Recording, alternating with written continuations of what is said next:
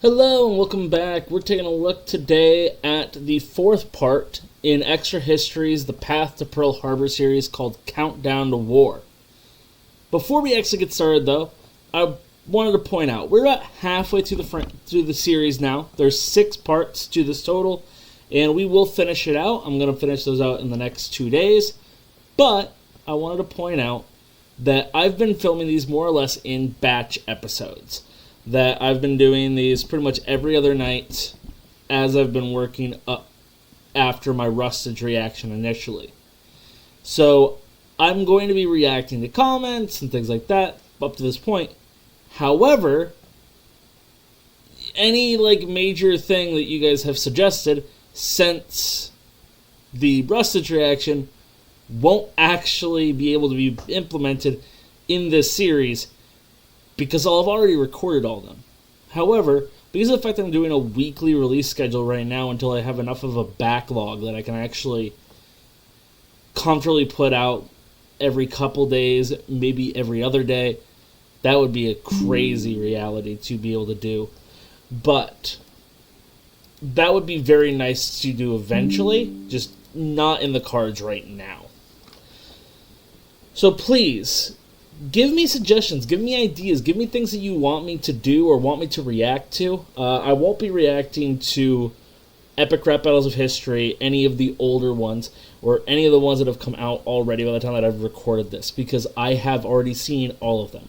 I want them to be legitimate and true reactions to the content, and not just kind of me going back over it. Same thing with Oversimplified. I've watched every Oversimplified video multiple times. I'm not going back to rewatch Oversimplified. I won't be redoing the Extra History series that I have watched before. And that's why I'm not going to go back and rewatch the Sengoku Jidai or Fall of the Samurai or the Militarism series, because I've already watched them. And I just wanted to kind of clear that up and give you some ideas, or tell you that I want to hear your ideas, what you want to see or hear about. Same thing with topics that you actually want to just hear me discuss, because I am looking at doing some online lectures or things on camera here to roll with. So, all right, let's go ahead and get into the video. We're also getting into more of a phase now with the series, where it's very much so the storytelling in the final days. So I'm assuming that we get more into the individuals instead of the broader strokes, which I'm far better at than the individual names and pieces like that. So we might not have as many pauses, but either way. Honolulu, Hawaii, April 12th, 1941. Tadashi Morimura, the new vice consul at Japan's consulate general in Honolulu, is unusually daring for a civil servant. A private pilot, he rents small aircraft to fly around the island and swims the southern waterways. He also visits the geisha bars favored by local Japanese and visiting naval officers, and loves chatting up the girls for gossip. And he lives unusually far away from work, 8 miles to be precise, in a second-floor apartment overlooking Pearl Harbor. Now, if that all sounds odd to you, there's a good reason. Because that identity is a cover. In reality, he's Ensign Takeo Yoshikawa of Imperial Japanese Naval Intelligence, a specialist in U.S. Navy warships. His job is to provide descriptions of the harbor and monitor which vessels are in port. And he reports this information back to Tokyo via diplomatic cables. Cables that, he has no way of knowing, are being read by the American military. The countdown has started. So that's a very fascinating kind of structure initially here. To have someone who's very clearly a mole in this case, someone who's gone in undercover to gather this information. I knew of his existence, and I didn't know his specific name. I'd completely forgotten it. But that is a major deal, to be able to have someone so close to and having direct line of sight on a military installation like that provides such a good way of relaying information and scouting without actually having to endanger a major international incident. There's really nothing wrong with a Japanese national renting an apartment up on the hill above Pearl Harbor. nothing realistically wrong with that. Swimming is a common pastime for a lot of people. You're not going to be able to then look at this guy out in the countryside or out in the southern waterways taking a nice swim and then get upset.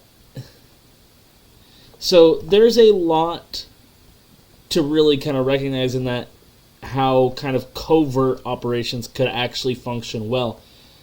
It's also easy and important to recognize that the U.S. knows that this is kind of happening. They don't know why it's being transmitted.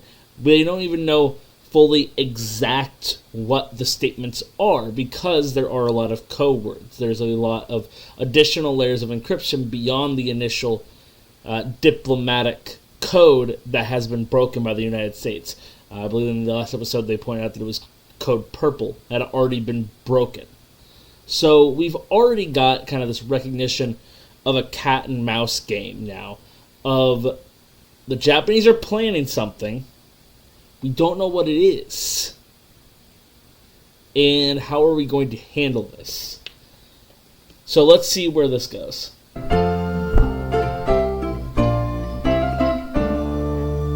Thanks so much to NordVPN for helping to keep us safe on the internet. For a 2-year plan on a huge discount, use code ExtraCreditsVPN at nordvpn.com/ExtraCreditsVPN. April 13th, 1941. A train station in Moscow. Foreign Minister Matsuoka and the Japanese delegation are in high spirits. They're slapping backs, hugging, many of them a little intoxicated, after a celebration banquet. For half a century, Japan has feared an attack by Russia, but no more. Over the last several months, Matsuoka has been negotiating a non-aggression pact between Japan and the Soviet Union, and today they signed it. And as the conversation on the platform dwindles, Matsuoka turns to see an unbelievable sight. Walking through the crowd is Stalin himself, come to see Matsuoka off. This never happens. Stalin doesn't go to the train station to give diplomats a personal farewell. And it's at that moment that Matsuoka feels the weight of history, and how badly the Soviets wanted this arrangement. Now, Stalin can withdraw troops from its border with occupied Manchuria and send them west, and Japan, for its part, could remove their own troops and push south. And this is going to be, that reality is going to fuel where the bulk of conflict in the Second World War is going to occur.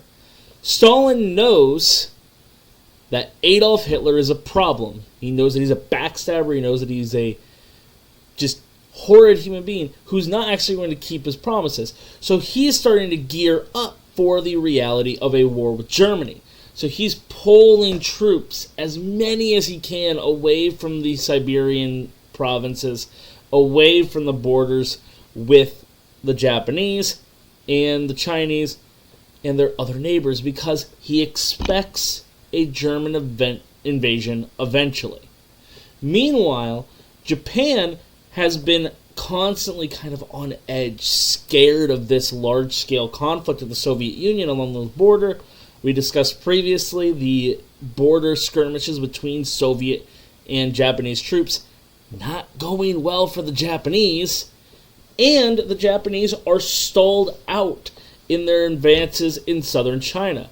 They aren't really making any new ground, and they're making new enemies. They've invaded French Indochina, just completely blindsiding the United States and making an enemy out of them. They're starting to cut off their connection to first scrap iron and steel, and then eventually we cut off their connection to oil, which they need to fuel their navy, which is incredibly important for how they get their troops wherever they need to go.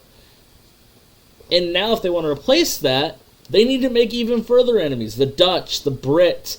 And when you pick a fight with the Brits, you pick a fight with their colonies, India, Burma, Malaya, all these major players in the South Asian sphere, and the smaller city-states like Singapore and Hong Kong. They have so many bigger fish to fry than the Soviets. So they're so happy to get out of here. And I think that's probably why Stalin shows up here. Stalin shows up because he knows that this is going to allow the Soviets to basically reinforce enough that they won't just disintegrate under the weight of a German invasion.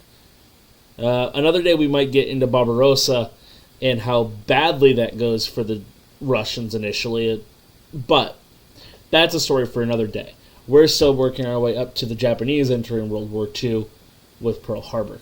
But when Matsuoka arrives back in Tokyo, he found that plan had become a bit more complicated. For in Washington, Ambassador Nomura had hashed out a draft resolution that could normalize relations with the U.S. If Japan would agree to withdraw troops from China, merge its Chinese puppet state government with Chiang's nationalist government, and pledge to recognize Chinese independence, the United States was prepared to recognize Manchuria as a Japanese possession, normalize trade, and end racially discriminatory immigration laws. These are big deals. Now, these are a lot of major concessions from the Japanese, especially from the view of the Japanese military. The idea of allowing Chiang to basically take over the whole of China and ending that war without further gains is going to be a hard sell to Japanese militarist leadership. But there's some major pieces here that the United States is giving up. That claim on Manchuria, it was the border issue between Manchuria and China that led to the start of the Second Sino-Japanese War at the Marco Polo Bridge incident. The renewing of trade. Realistically, the Japanese are not only running out of oil and supplies to keep their naval vessels, their military vessels running, but they're also falling apart in terms of their naval trade.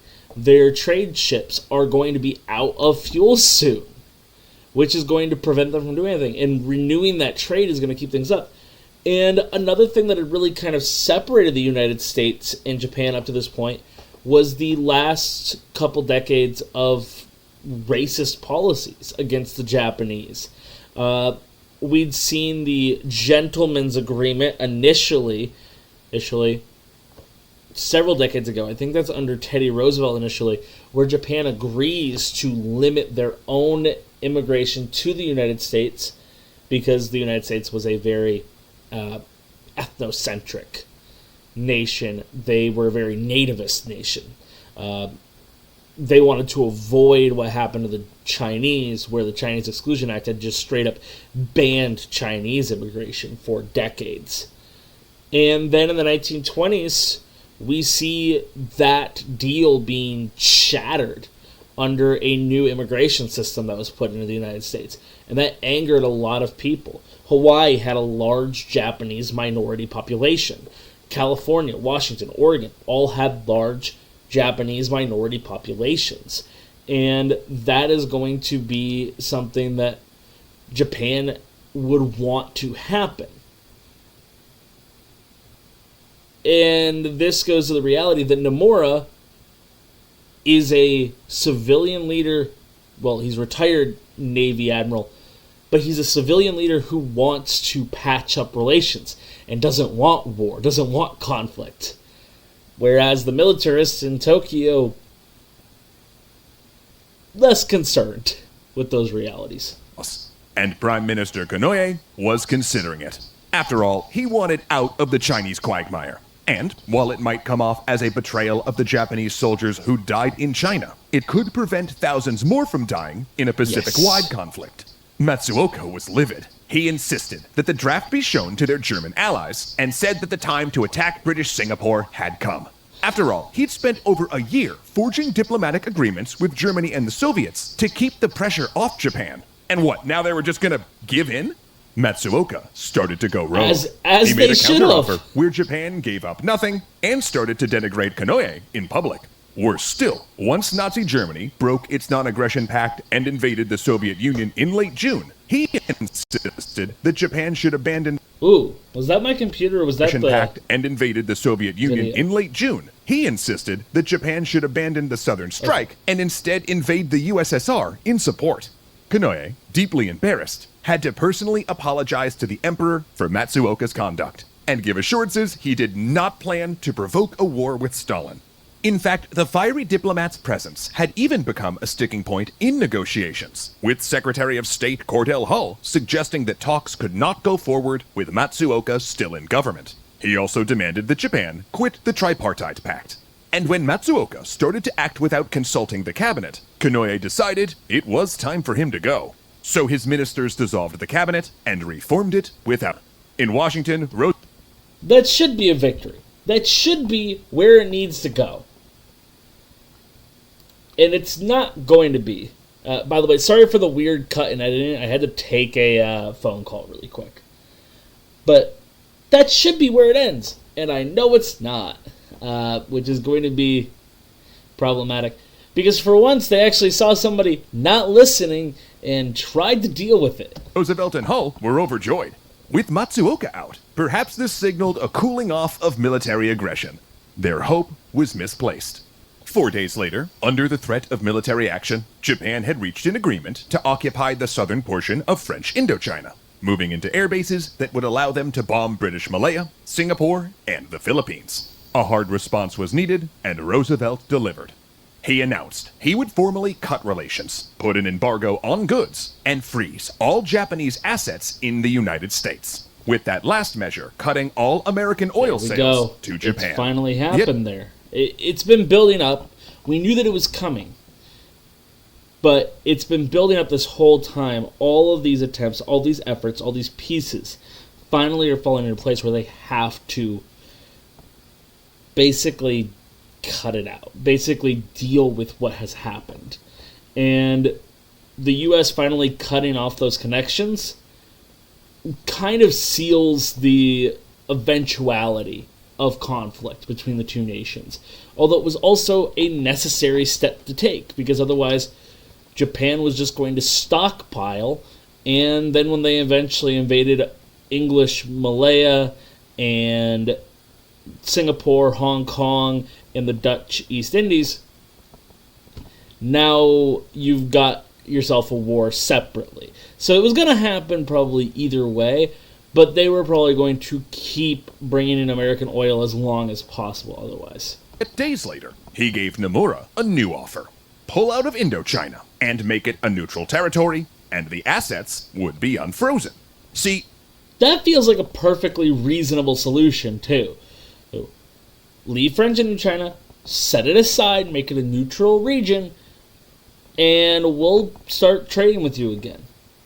Perfectly fair. The U.S. oil embargo wasn't a full embargo. That would leave Roosevelt without much flexibility in negotiations. Japan obtained American oil by buying licenses to purchase a certain volume, and Japan had already obtained enough licenses to keep them supplied until 1943.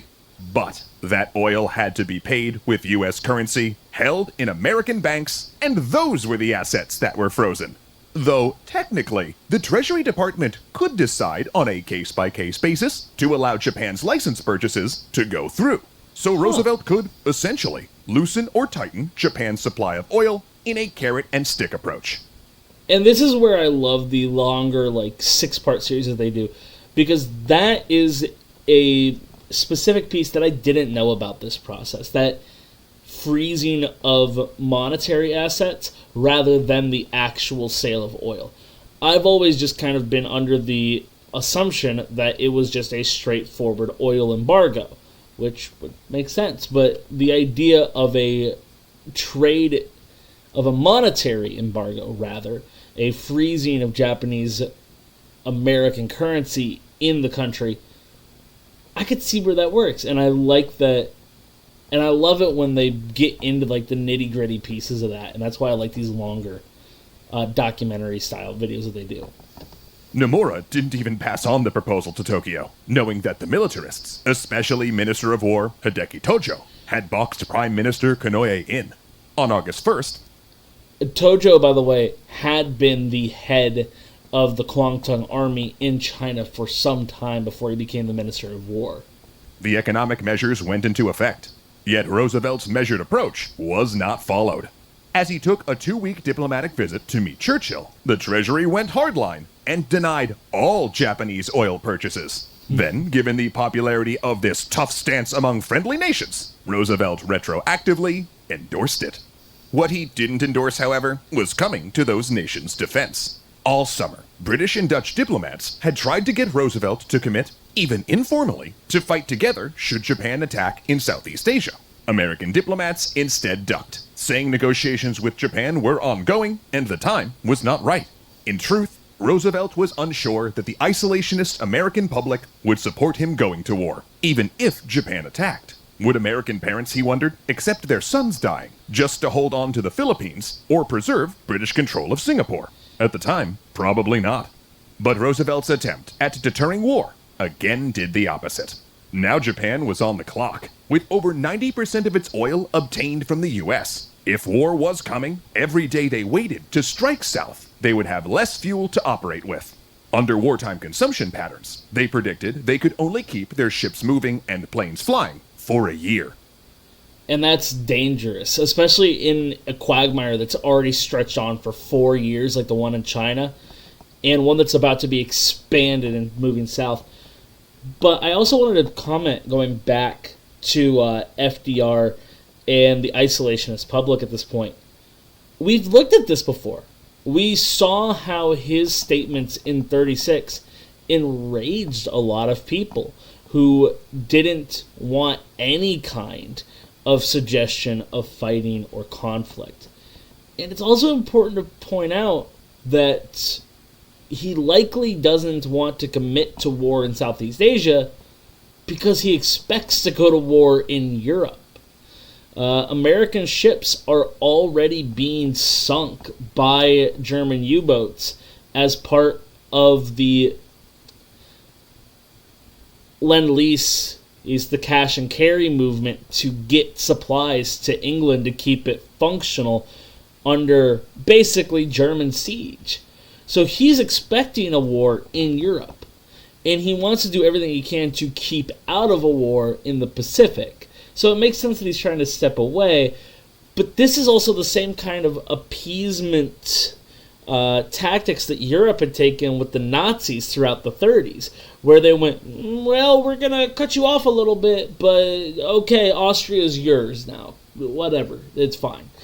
You know what? We don't want to fight right now. We're going to give you the Sudetenland out of Czechoslovakia. And then Czechoslovakia fully falls. It's one problem after another without a strong enough or clear enough response. More kind of wishy-washy statements leading to an expansion of their functional beliefs and ideas and processes. So, their options now were to either pull out of China, which the army wouldn't accept, or strike south.